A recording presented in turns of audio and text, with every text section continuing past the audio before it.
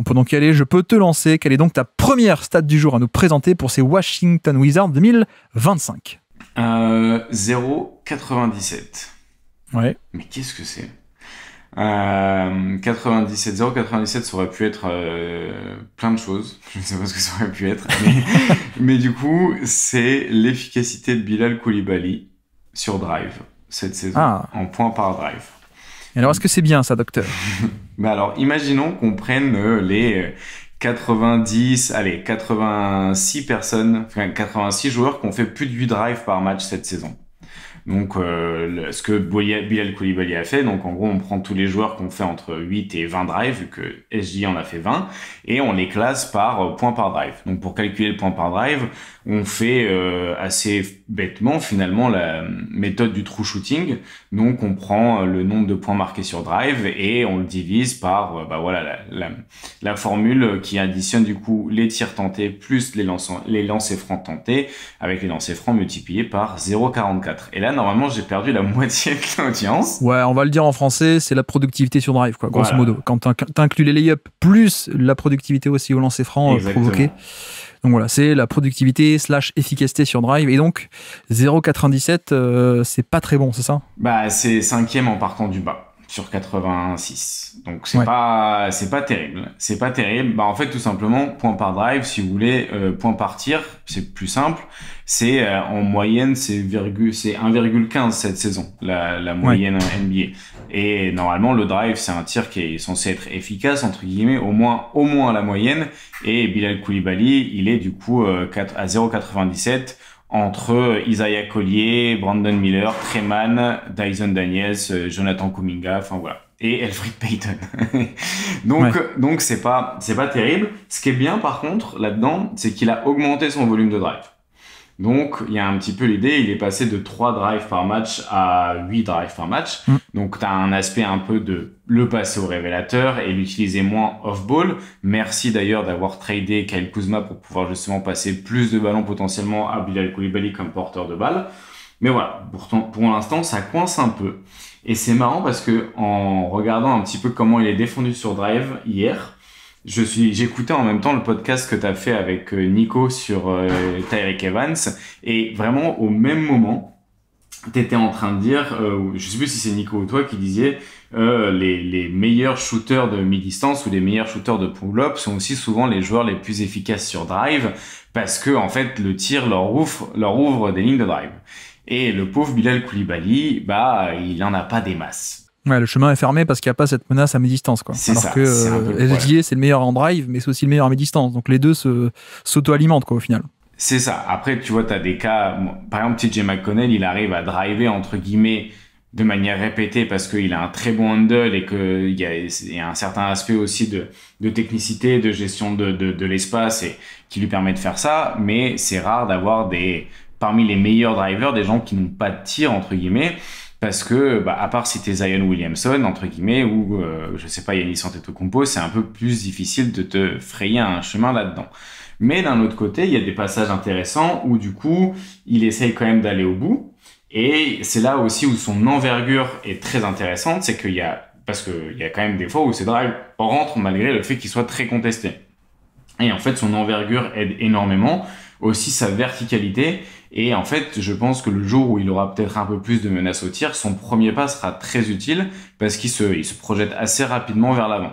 Donc voilà, c'était un peu pour faire état des lieux aussi de sa saison où en fait, il a eu beaucoup plus le ballon que la saison précédente, parce qu'on peut rappeler en fait qu'il est seulement sophomore, et du coup plus de ballons, ça voulait dire aussi plus de passes, donc son ratio de playmaking et son volume de passes décisives a aussi augmenté, et donc on le responsabilise de plus en plus du côté des Wizards. Donc il est pas seulement utilisé entre guillemets comme 3&D, il est utilisé aussi un petit peu comme créateur avec seulement 60% de ses paniers qui étaient assistés. Exactement. Parmi les wings, c'est le 83e centile. Donc ça veut dire que parmi les joueurs de son poste, il fait partie du 5e de joueurs qui crée le plus, entre guillemets, avec aussi du mi-distance petit à petit. Donc l'efficacité est pas encore là, mais pour l'instant, voilà, il est un peu passé au révélateur pas de star, mais de créateur offensif. Et c'est marrant, on peut le voir aussi dans les zones où est-ce qu'il prend des tirs qui changent, avec moins de tirs au cercle et plus de mi-distance que sur sa saison rookie. Et j'ai moins retrouvé cette saison des moments où il était utilisé comme poseur d'écran, alors que sur la première saison, je trouvais ça assez intéressant de le voir utilisé parfois comme poseur d'écran pour faire du short roll ou même pour aller au cercle. J'ai l'impression d'avoir un peu moins vu ça cette saison. Donc voilà, une évolution de son jeu plus orientée avec le ballon dans les mains et un peu moins en spectateur, entre guillemets, ou finisseur. Bah c'est vrai que c'était aussi une de mes stats, moi, ce 60% de pourcentage de panier assisté de Koulibaly, parce qu'en instant, j'ai l'impression, et d'ailleurs t'as commencé par une stat un peu négative du drive, mais j'ai l'impression qu'il y a un peu, peut-être chez certains, un sentiment comme ça de déception par rapport à sa saison, et ce que je peux un peu comprendre, mais il faut aussi se rappeler qu'il y a eu une ascension assez incroyable depuis 2 ans, où en fait il commence l'année, c'est la draft 23, donc il commence la saison 23, il est pas du tout sur les radars, il finit quasiment, enfin même pas quasiment, top 10 de draft, alors que ça sort de nulle part, plus une saison rookie où on sent que en fait la dynamique de progression elle est encore là, et elle est encore très très forte, et là on se retrouve, comme tu dis, à une saison peut-être un peu décevante pour certains, notamment efficacité globale, on est 11% plus faible que la moyenne, c'est pas très bon, sachant que l'an dernier on était à peine à -6, tu vois, -6 c'est inefficace, mais bon, pour un mec aussi jeune, ça va. Là, on a plongé à moins 11%, c'est quand même pas top en termes de les mecs qui ont un peu de volume en NBA, 15% d'usage, pas des gros volumes, hein, mais un peu de volume. On exclut un peu, les 3&D, les pivots défensifs, etc. Sur 192 joueurs qui ont un peu de volume, il est 177e. Donc en effet, on a un manque d'efficacité qui est assez criant.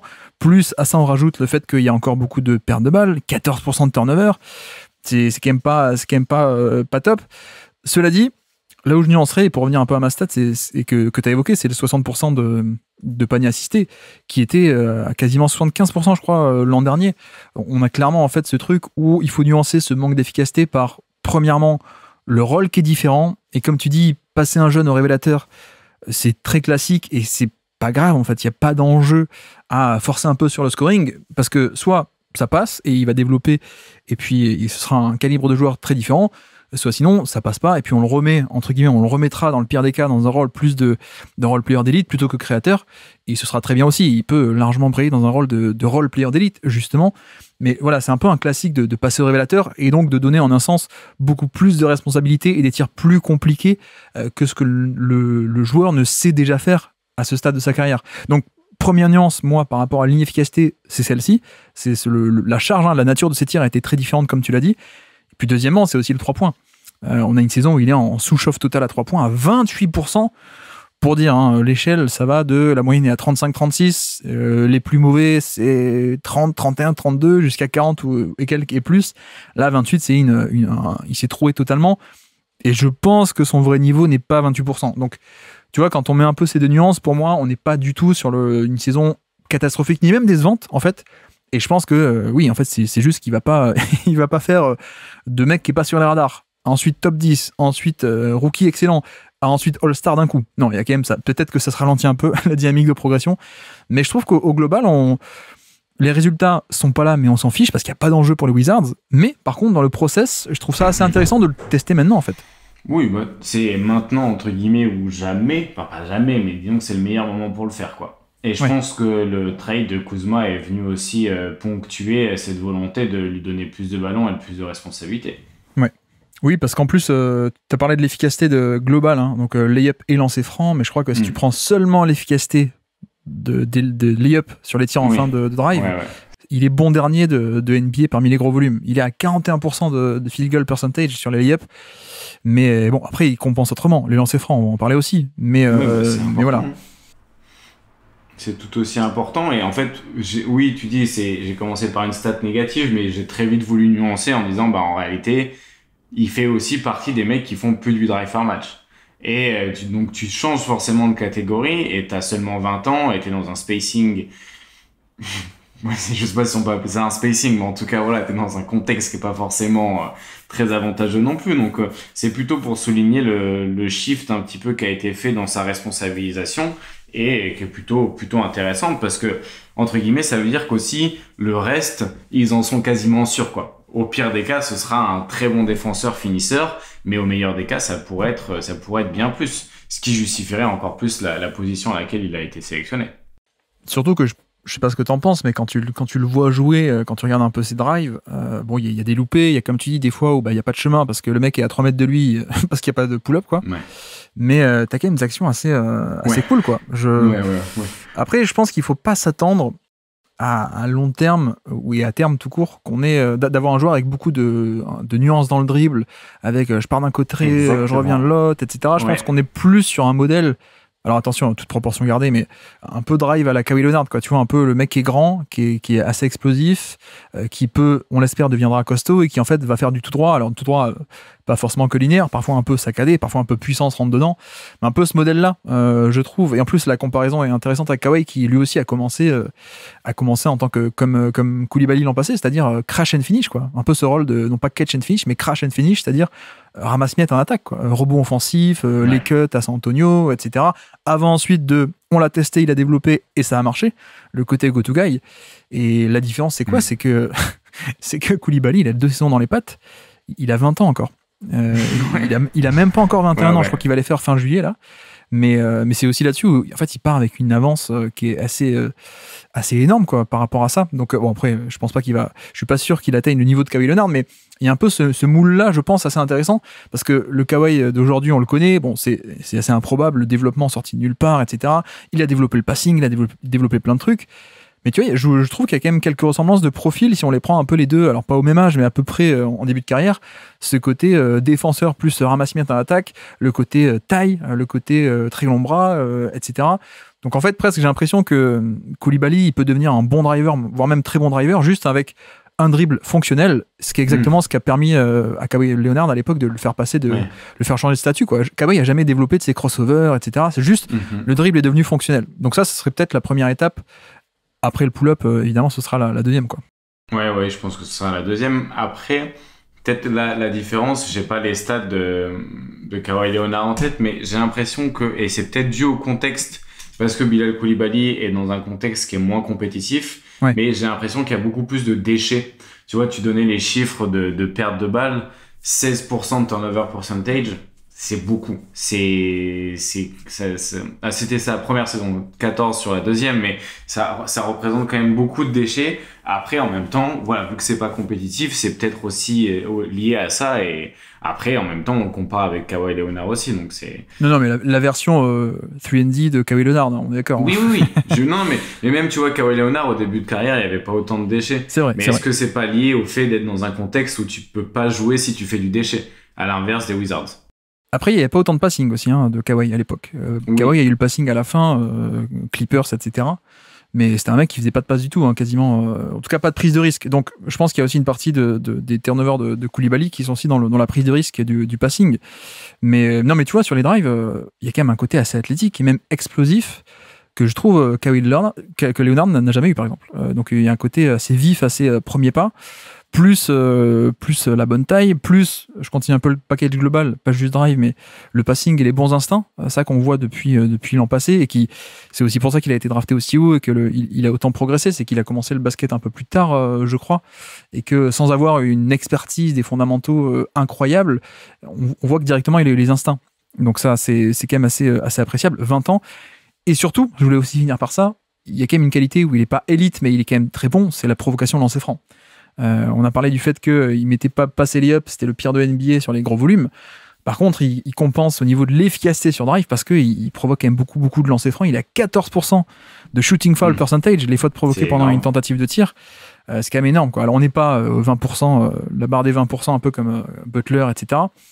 Mais c'est quand même très cool, quoi. Donc, tu vois, l'un dans l'autre, j'arrive assez bien à imaginer un profil où à terme, dans 5 ans, on a un mec qui est sans doute, je sais pas moi, bien au-dessus de la moyenne en termes de drive, pas par du dribble hyper léché ou beaucoup de nuances dans le drive, mais parce que il est assez vif, assez explosif, il a rempli un peu la charpente et en fait il arrive à rentrer dans des mecs, il y a la longueur de bras au panier qui fait que la finition peut être un peu meilleure, de tirer par-dessus des mecs, plus les lancers francs, ça fait un package quand même qui est ultra intéressant. Bah oui, c'est un peu pour ça aussi que je pense qu'il a été pris aussi haut, c'est parce qu'en réalité le scénario le plus positif a énormément de potentiel dans son package. Et c'est vrai que tu vois, t'as parlé d'explosivité et je trouve qu'il y a l'explosivité un peu dans les deux sens, vertical et horizontal. Ouais. Ce qui explique aussi du coup 14% de fautes provoquées sur ses tirs, alors que comme on l'a dit, c'est pas un mec qui a beaucoup de dribble ni de sens du timing, qui est pas très crafty entre guillemets, alors que normalement les mecs qui arrivent autour des 15%, c'est soit des brutes comme Zion Williamson, soit des joueurs comme Butler qui sont un peu plus dans ce style-là. Et lui est du coup plutôt du côté physico-athlétique explosif, et avec du potentiel pour en plus rajouter entre guillemets une couche de technique dessus quoi. Donc non, pour moi c'est quand même plutôt positif et encourageant, surtout que comme tu l'as dit, il a que 20 ans. Et il sort d'une saison à 28% à 3 points qui, je pense, n'est pas son vrai niveau. Je dis pas qu'on aura un shooter à 39-40%, je pense pas, mais tu vois, il y a quand même plein d'indices, indicateurs un peu de toucher de balle quand même plutôt pas mal sur du drive ou même au niveau de lancer franc. On est à quoi, 73% en carrière pour l'instant, mais c'est même pas sur beaucoup de tentatives. Mais je pense que c'est un shooter. Donc je pense qu'on peut au minimum, espérer du 34-35 au niveau de la moyenne, largement. Donc là encore, hein, si tu appliques une saison un peu normale au shoot, contrairement à 28%, on n'a pas du tout le même résultat final en termes d'efficacité. Donc ouais. Non, je pense que au global, si on sort un peu, on dézoome un peu de ce côté efficacité, etc., c'est quand même une deuxième bonne saison, je trouve, pour Koulibaly, quoi. Donc c'est assez cool au final.